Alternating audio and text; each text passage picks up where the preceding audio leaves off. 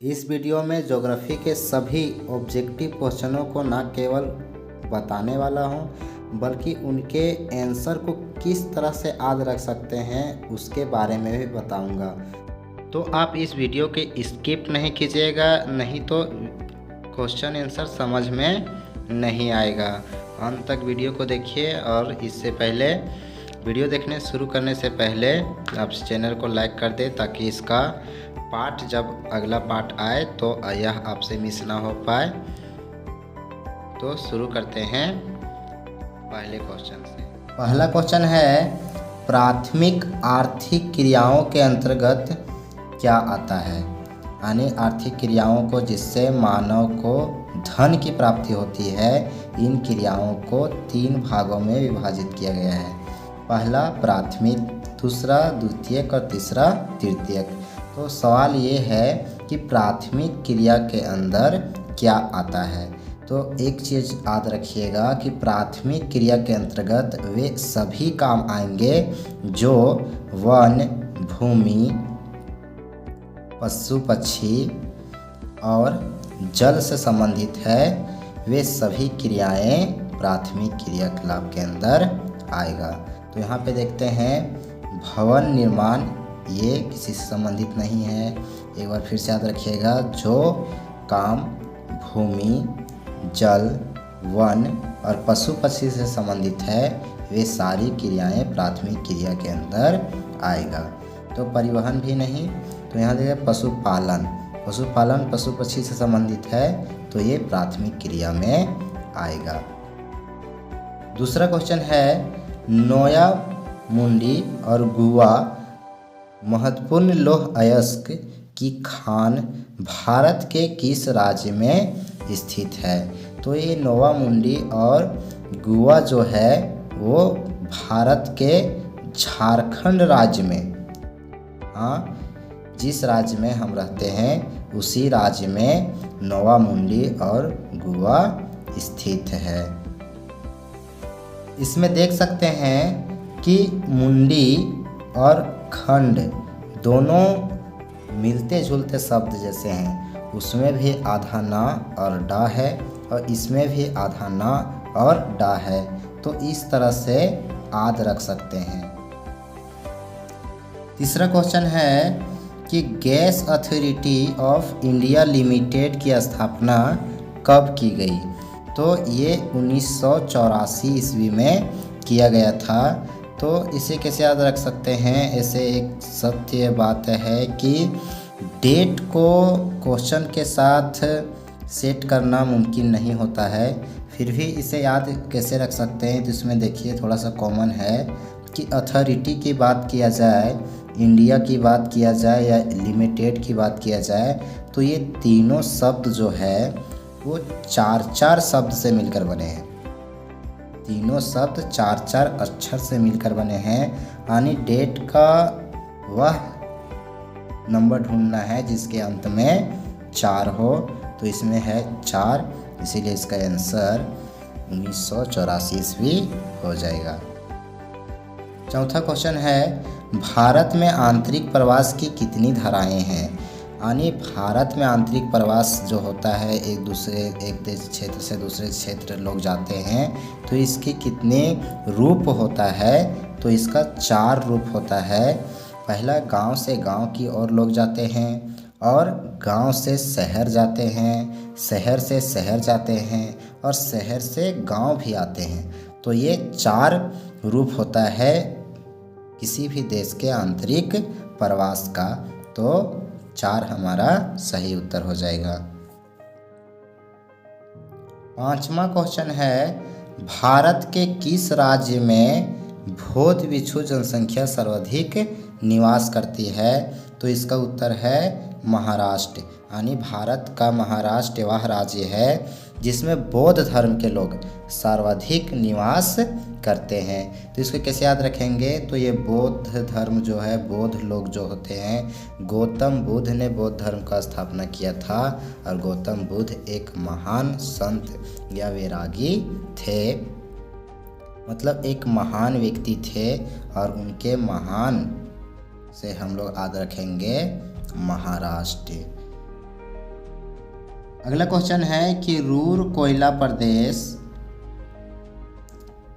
किस देश में स्थित है। यानी रूर जो स्थान है, जो प्रदेश है, वह कोयले के लिए प्रसिद्ध है और यह किस देश में स्थित है। तो यह जर्मनी में स्थित है।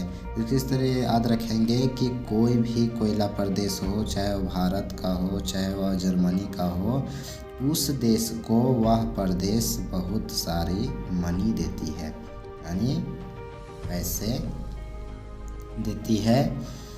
तो किसी भी देश को कोयला प्रदेश से बहुत सारे मनी प्राप्त होता है, मनी यानी रुपये पैसे प्राप्त होते हैं। तो इस तरह रखेंगे, कोयला प्रदेश से बहुत सारे मनी प्राप्त होता है। तो ये मनी कहाँ है, जर्मनी में है। यहाँ पे देख सकते हैं, जर्मनी में ही मनी छुपा हुआ है। अगला क्वेश्चन है कि ब्राज़ील में कॉफ़ी के बागानों को क्या कहा जाता था।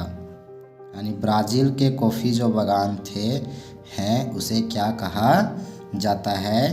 तो उसे फजेंडा कहा जाता है। तो इसको किस तरह से रखेंगे, तो यहाँ पे कॉफ़ी के बारे में पूछा जा रहा है। कॉफ़ी के अंत का जो अक्षर है वो फा है, यानी इसके उत्तर का जो अक्षर शुरू होगा वह फा से शुरू होता है। तो यहाँ पे एक ही है जो फा से शुरू हो रहा है और वह है फजेंडा। एक तरह से और याद रख सकते हैं कि कॉफ़ी जो है वो ठंड के समय में ज़्यादा पिया जाता है। तो इस तरह से याद रखेंगे ठंड, तो यहाँ पे भी है जाड़े का समय होता है और जाड़ा फजेंडा में भी छुपा हुआ है, जा और डा। तो इस तरह से भी याद रख सकते हैं।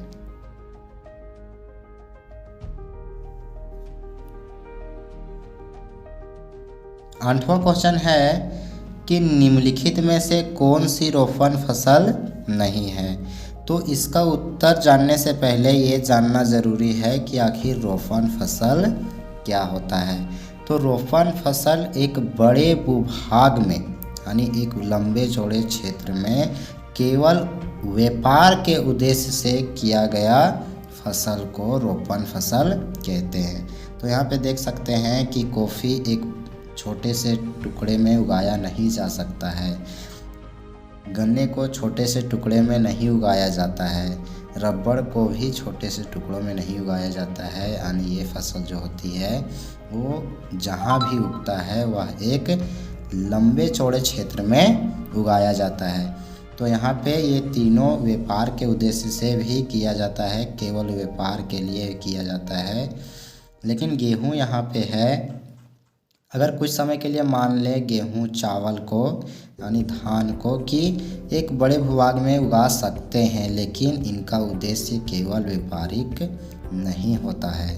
तो इस तरह से ये रोपण फसल नहीं होगा। तो इसका राइट आंसर हो जाएगा गेहूँ रोपण फसल नहीं है।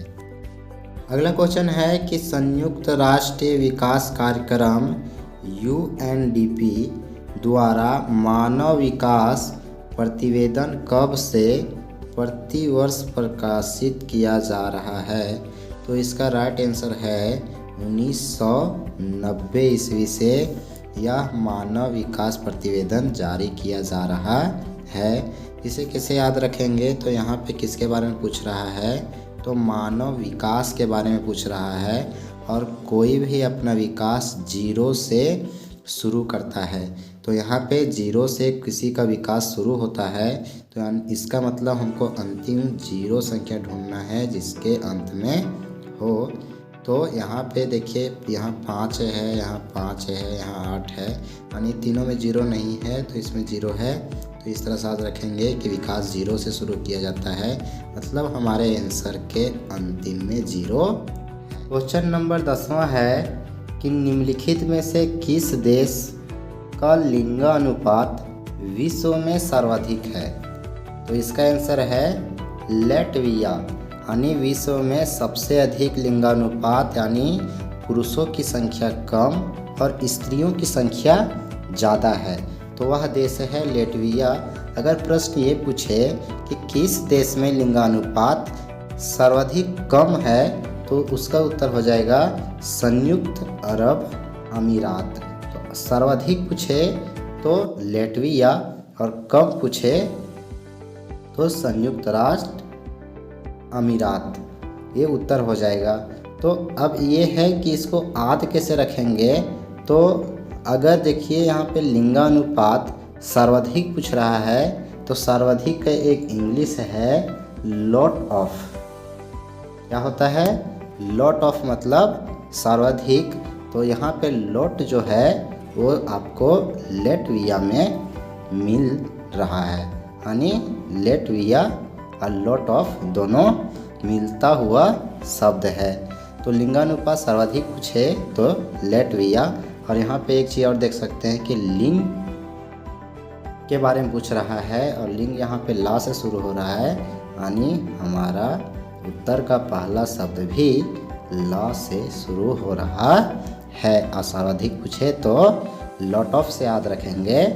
अगला क्वेश्चन है कि निम्नलिखित में से कौन सा प्रदूषण का प्रकार नहीं है। यानी प्रदूषण का बहुत सारा प्रकार पढ़े हैं, तो उसमें से निम्नलिखित में से कौन सा प्रदूषण का प्रकार नहीं है।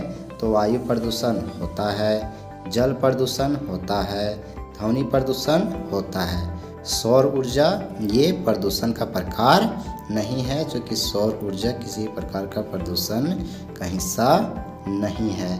तो इस तरह से हमारा आंसर हो जाएगा सौर ऊर्जा। एक तरह से कॉमन देख सकते हैं कि सब में प्रदूषण है और प्रदूषण के प्रकार में हर शब्द के अंत में प्रदूषण लगा होता है। तो इस तरह से हर सभी के अंत में प्रदूषण लगा हुआ है, लेकिन एक ही शब्द बच जाता है जिसके अंत में प्रदूषण नहीं लगा हुआ है। तो इस तरह से हमारा सही उत्तर हो जाएगा सौर ऊर्जा प्रदूषण का प्रकार नहीं है।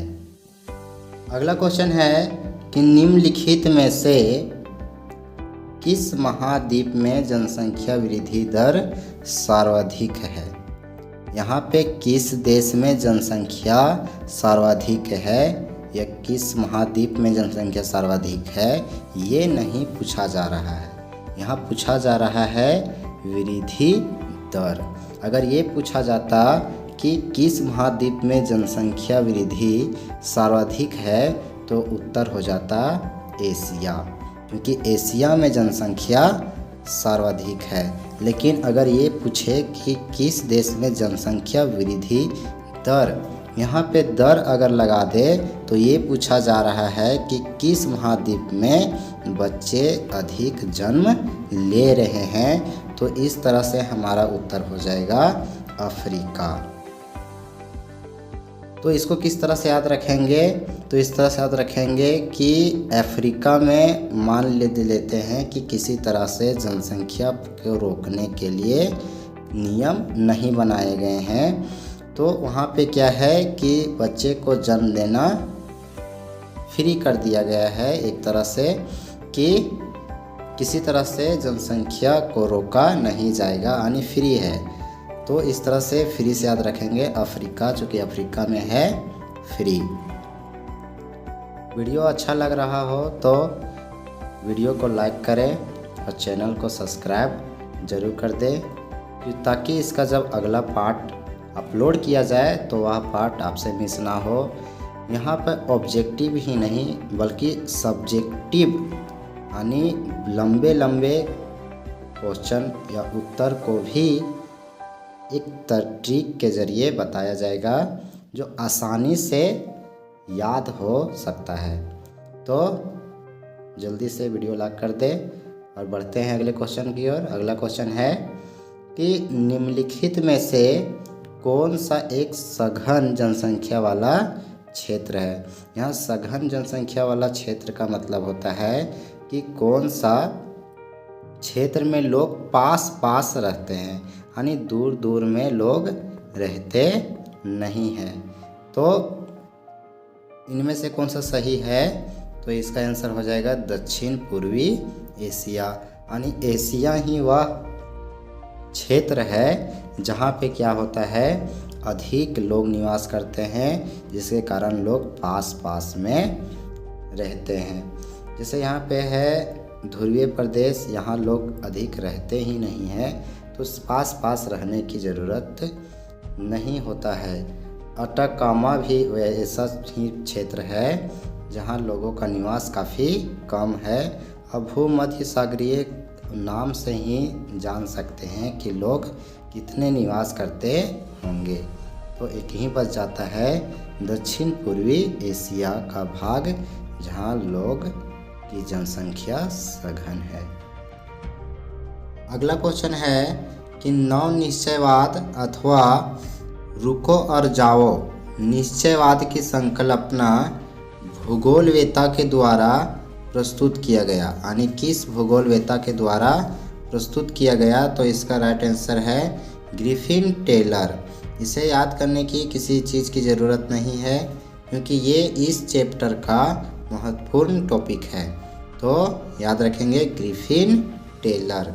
अगला क्वेश्चन है निम्नलिखित में से सर्वाधिक प्रदूषित नदी कौन सी है?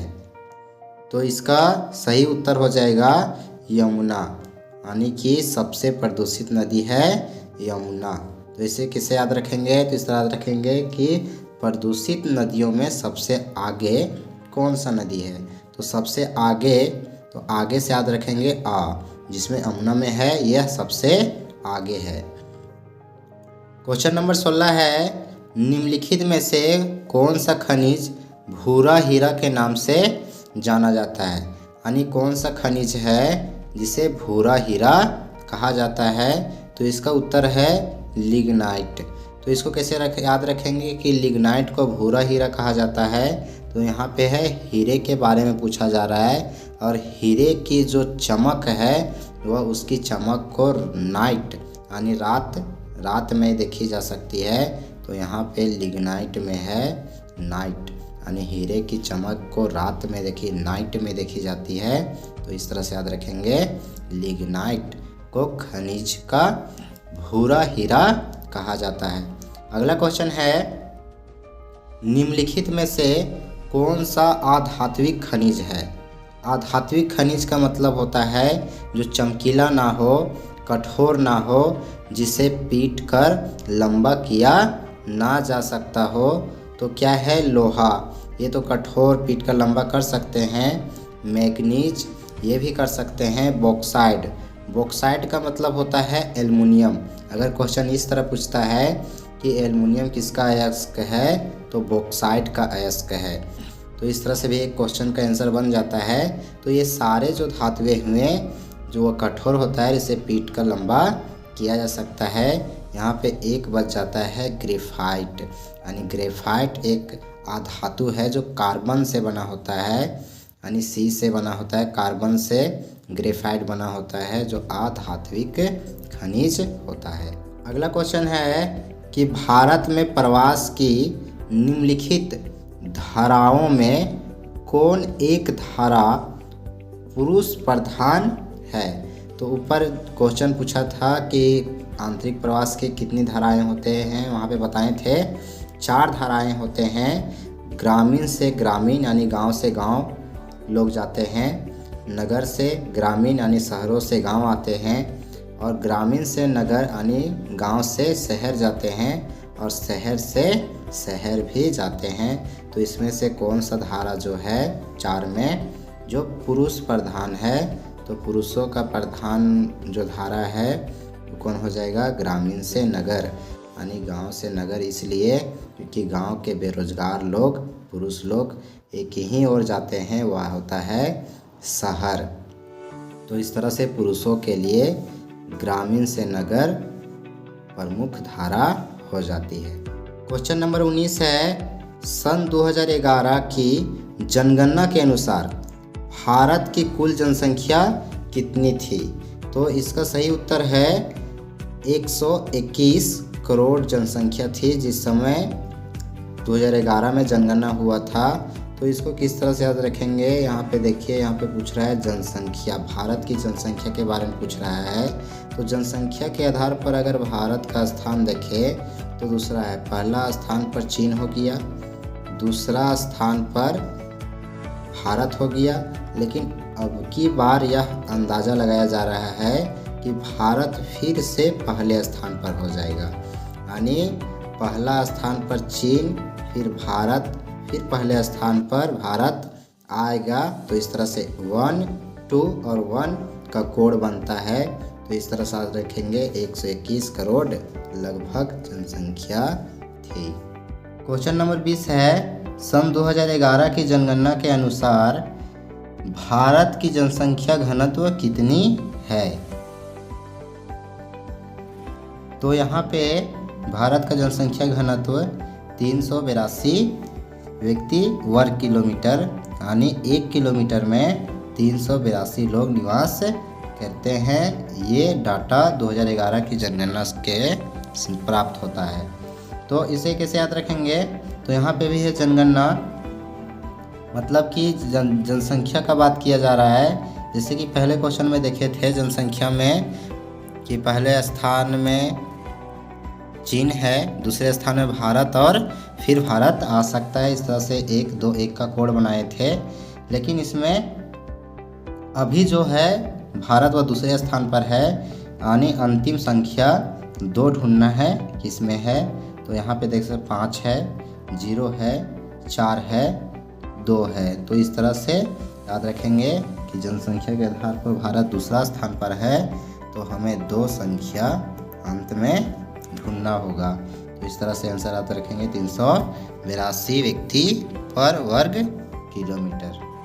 क्वेश्चन नंबर 21 है, जिसमें रिक्त स्थान को भरना है। क्वेश्चन है, पिट्सबर्ग औद्योगिक क्षेत्र कहाँ स्थित है? यानी पिट्सबर्ग याद रखिएगा एक चीज़ कि पिट्सबर्ग जो है वो लोहे के लिए प्रसिद्ध है। किसके के लिए है? लोहे के लिए प्रसिद्ध है। और लोहे का ऐसा उद्योग एक ताकतवर देश के पास ही हो सकता है, इसलिए इसका उत्तर हो जाएगा अमेरिका।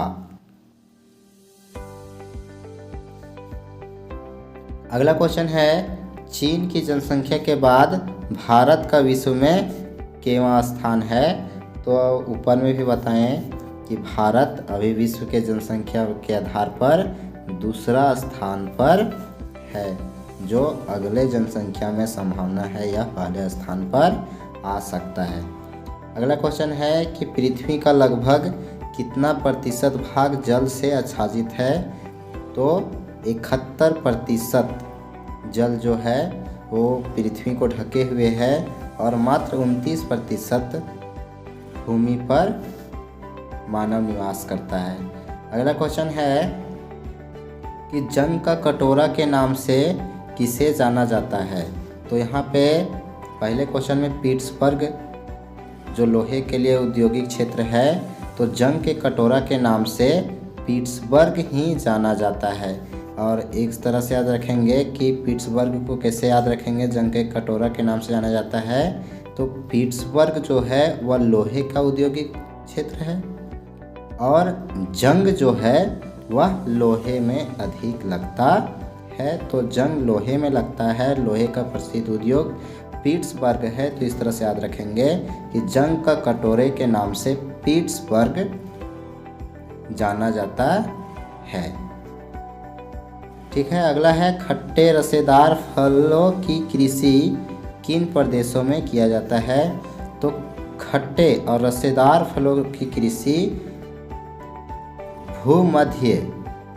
भूमध्य सागरीय प्रदेशों में या सागरीय प्रदेशों के आसपास, भूमध्य सागर के आसपास के क्षेत्रों में किया जाता है। तो भूमध्य सागरीय पर के आसपास किया जाता है। इसे कैसे रखेंगे? यहाँ है खट्टा और रसेदार रस, यानी रस किसी फल में आता है तो पानी की ज़रूरत होता है, यानी ये सागर के किनारे होता है। तो इस तरह से रखेंगे खट्टे रसेदार फलों की कृषि भूमध्य सागरीय के इलाके यानी आसपास जो भी इलाका होगा उसमें किया जाता है। अगला है, दामोदर घाटी में निक्षेपण पाया जाता है। किस चीज़ का निक्षेपण पाया जाता है? यानी दामोदर घाटी में किस चीज़ की प्राप्ति अधिक होती है? तो कोयला। दामोदर घाटी में जो है वह कोयले का निक्षेपण अधिक पाया जाता है। अगला क्वेश्चन है कि सन नगर शब्द का प्रयोग किसने किया था? तो सन नगर का जो शब्द का प्रयोग किए थे उनका नाम था पैट्रिक गिटीज, पैट्रिक गिटीज।